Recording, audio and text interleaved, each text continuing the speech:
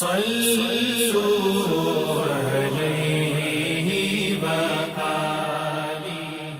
بخاری حدیث نمبر 221۔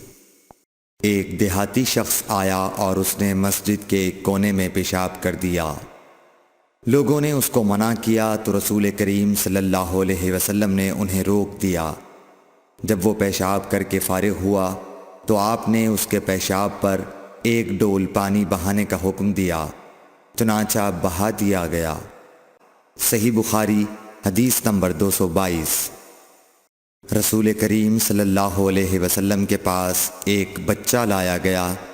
اس نے آپ کے کپڑے پر پیشاب کر دیا۔ آپ نے پانی منگایا اور اس پر بہا دیا۔ صحیح بخاری حدیث نمبر 223۔ ام قیس بنت محسن نامی ایک خاتون رسول کریم صلی اللہ علیہ وسلم کی خدمت اقدس میں اپنا چھوٹا بچہ لے کر آئیں، جو کھانا نہیں کھاتا تھا، یعنی شیر خوار تھا۔ رسول کریم صلی اللہ علیہ وسلم نے اسے اپنی گود میں بٹھا لیا۔ اس بچے نے آپ کے کپڑے پر پیشاب کر دیا۔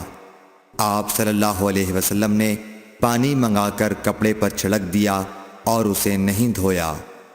صحیح بخاری حدیث نمبر 224۔ حذیفہ رضی اللہ تعالی عنہ روایت کرتے ہیں کہ نبی کریم صلی اللہ علیہ وسلم کسی قوم کی کوڑی پر تشریف لائے، بس آپ صلی اللہ علیہ وسلم نے وہاں کھڑے ہو کر پیشاب کیا، پھر پانی منگایا۔ میں آپ صلی اللہ علیہ وسلم کے پاس پانی لے کر آیا تو آپ نے وضو فرمایا۔ صحیح بخاری حدیث نمبر 225۔ حذیفہ رضی اللہ تعالی عنہ کہتے ہیں کہ ایک مرتبہ میں اور رسول کریم صلی اللہ علیہ وسلم جا رہے تھے کہ ایک قوم کی کوڑی پر جو ایک دیوار کے پیچھے تھی پہنچے، تو آپ اس طرح کھڑے ہو گئے جس طرح ہم تم میں سے کوئی شخص کھڑا ہوتا ہے۔ پھر آپ نے پیشاب کیا اور میں ایک طرف ہٹ گیا۔ تب آپ نے مجھے اشارہ کیا تو میں آپ کے پاس پردے کی غرض سے آپ کی ایڑیوں کے قریب کھڑا ہو گیا، یہاں تک کہ آپ پیشاب سے فارغ ہو گئے۔ بوقت ضرورت ایسا بھی کیا جا سکتا ہے۔ صحیح بخاری حدیث نمبر 226۔ ابو موسیٰ اشعری پیشاب کے بارے میں سختی سے کام لیتے تھے اور کہتے تھے کہ بنی اسرائیل میں جب کسی کے کپڑے کو پیشاب لگ جاتا تو اسے کاٹ ڈالتے۔ ابو حذیفہ کہتے ہیں کہ کاش وہ اپنے اس تشدد سے رک جاتے، کیونکہ رسول اللہ صلی اللہ علیہ وسلم کسی قوم کی کوڑی پر تشریف لائے اور آپ نے وہاں کھڑے ہو کر پیشاب کیا۔ صحیح بخاری حدیث نمبر 227۔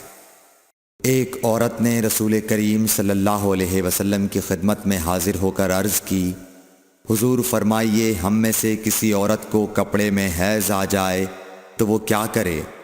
آپ نے فرمایا کہ پہلے اسے کھرچے، پھر پانی سے رگڑے اور پانی سے دھو ڈالے اور اسی کپڑے میں نماز پڑھ لے۔ صحیح بخاری حدیث نمبر 228۔ ابو حبیش کی بیٹی فاطمہ رسول اللہ صلی اللہ علیہ وسلم کی خدمت میں حاضر ہوئی اور اس نے کہا کہ میں ایک ایسی عورت ہوں جسے استحاضہ کی بیماری ہے، اس لیے میں پاک نہیں رہتی، تو کیا میں نماز چھوڑ دوں؟ آپ نے فرمایا نہیں، یہ ایک رگ کا خون ہے، حیض نہیں ہے، تو جب تجھے حیض آئے تو نماز چھوڑ دے، اور جب یہ دن گزر جائیں تو اپنے بدن اور کپڑے سے خون کو دھو ڈال، پھر نماز پڑھ۔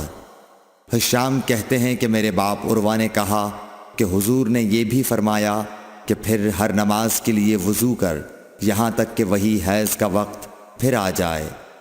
صحیح بخاری حدیث نمبر 229۔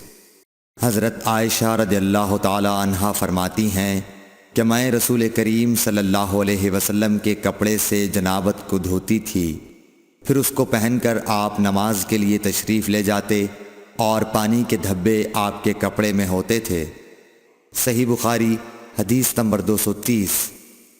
حضرت عائشہ رضی اللہ تعالی عنہا سے اس منی کے بارے میں پوچھا گیا جو کپڑے کو لگ جائے، تو انہوں نے فرمایا کہ میں منی کو رسول کریم صلی اللہ علیہ وسلم کے کپڑے سے دھو ڈالتی تھی، پھر آپ نماز کے لیے باہر تشریف لے جاتے اور دھونے کا نشان یعنی پانی کے دھبے آپ کے کپڑے میں باقی ہوتے۔